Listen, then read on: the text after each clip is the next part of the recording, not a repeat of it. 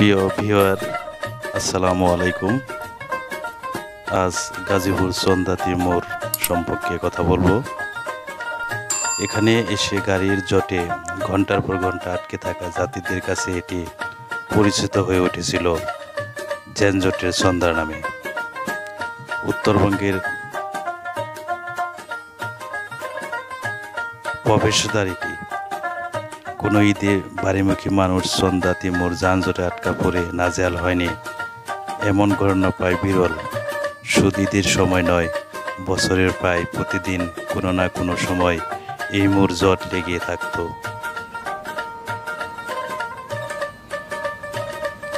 উত্তরবঙ্গের যাত্রীবাহী বাস, ট্রাক সহ ভারী যানবাহন চন্দাতি মোড়ে এসে থেমে যেত, কিন্তু এখন আর সেগুলো থামছে না। টাঙ্গাইলের দিকে থেকে যে পরিবহন গাজীপুর দিকে যাবে এবং গাজীপুর দিক থেকে যে পরিবহন টাঙ্গাইল বা উত্তরবঙ্গের দিকে যাবে, তারা উড়াল সড়ক ব্যবহার করে চলে যাচ্ছে।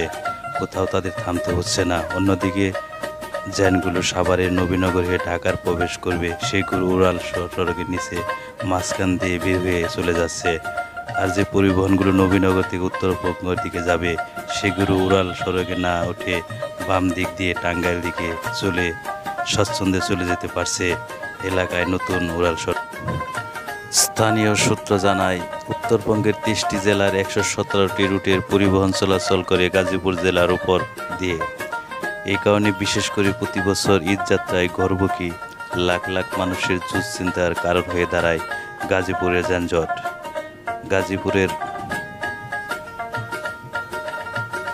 গাজীপুরের কোনাবাড়ী কালিয়াকৈর উপজেলার চন্দাতি মোড় বাইপাস এলাকায় যানজট নিত্য নৈমিত্তিক ব্যাপার হয়ে দাঁড়ায়।